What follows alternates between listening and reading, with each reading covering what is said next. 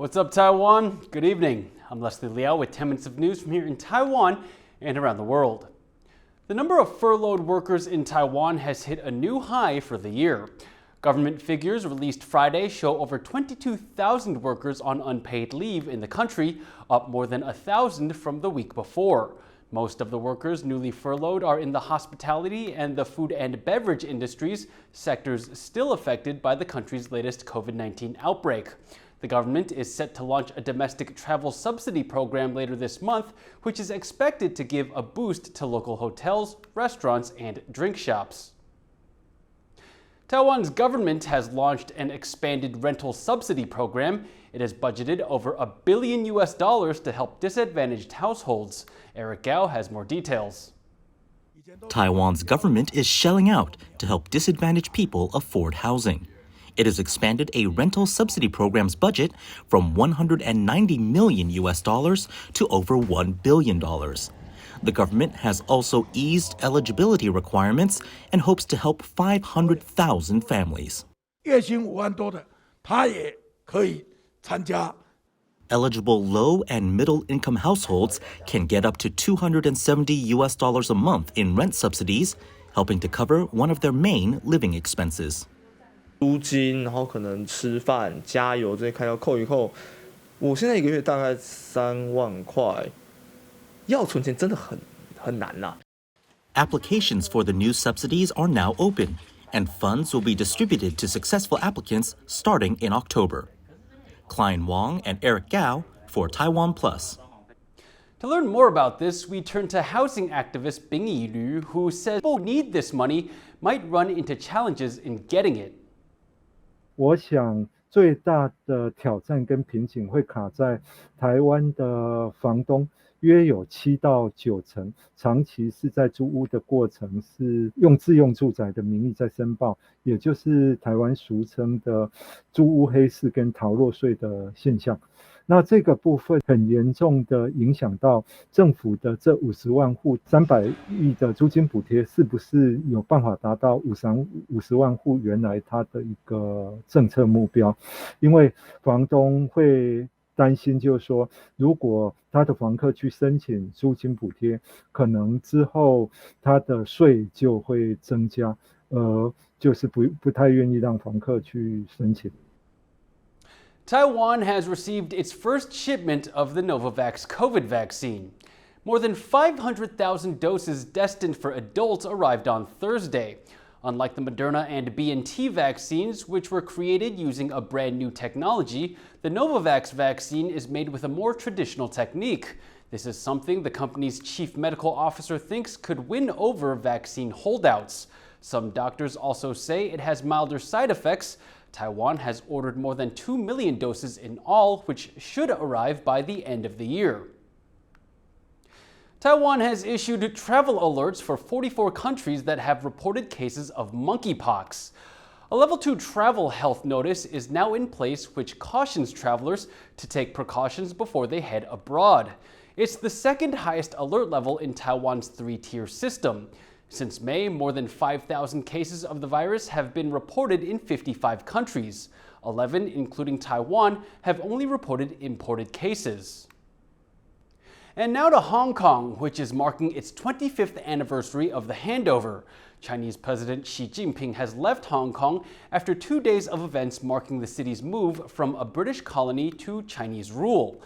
After spending the night across the border in Shenzhen on Thursday, Xi arrived in Hong Kong on Friday to swear in the city's new leader, John Lee. In a keynote speech, Xi praised the One Country, Two Systems framework, but said the Chinese Communist Party must be respected. He emphasized only patriots can govern the city. He added that the next 5 years under Lee will be critical for integrating Hong Kong with the mainland. When Hong Kong was handed back to China in 1997, it was guaranteed a high degree of autonomy for 50 years. On the 25th anniversary, Britain and the United States say Beijing has broken its promise. Louise Watt has the details. Over the past 2 years, the city of Hong Kong has transformed.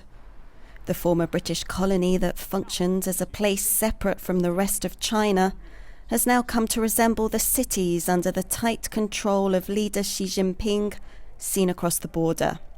Beijing had always touted its one country, two systems model as an example for Taiwan, a system that would allow political autonomy and for the island to run itself while being part of China. But Taiwan's leaders say what has happened in Hong Kong is a warning.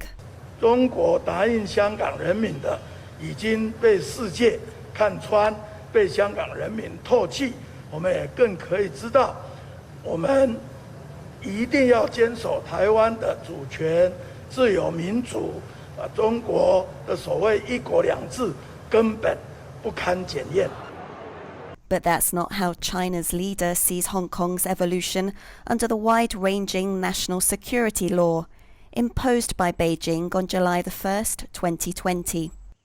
In a speech far from the people, President Xi Jinping said Hong Kong has risen from the ashes under Chinese rule. 过去的一段时间里，香港经受了一次次严峻考验，战胜了一个个风险挑战。历经风雨后，香港浴火重生，呈现出蓬勃的生机。 A striking contrast to the view from the country that once ruled Hong Kong. The British Prime Minister said China has not upheld its commitments to freedom and rights for the people of the former British colony. We simply cannot avoid the fact that for some time now, Beijing has been failing to comply with its obligations. It's a state of affairs that threatens both the rights and freedoms of Hong Kongers and the continued progress and prosperity of their home. This was echoed by Washington. The United States has sanctions on 11 Hong Kong and Chinese leaders and politicians for undermining the city's autonomy. US Secretary of State Antony Blinken said Americans stand in solidarity with Hong Kongers and reinforce their calls for their promised freedoms to be reinstated. But as the Chinese president marks the day, announcing his plans for the next 5 years for the city and swearing in a former security chief as its leader, it is clear that Hong Kong's steady march into China's roadmap continues. James Rayner and Louise Watt for TaiwanPlus. The 20th Penghu International Fireworks Festival has wrapped up on the outlying Taiwan County. A 10-minute spectacular featuring over 7,000 fireworks and 700 drones brought the curtain down on the 2-month tourist attraction. Penghu's local government said, despite the COVID pandemic, the festival brought in over 300,000 visitors this year, generating over $70 million for the island's economy.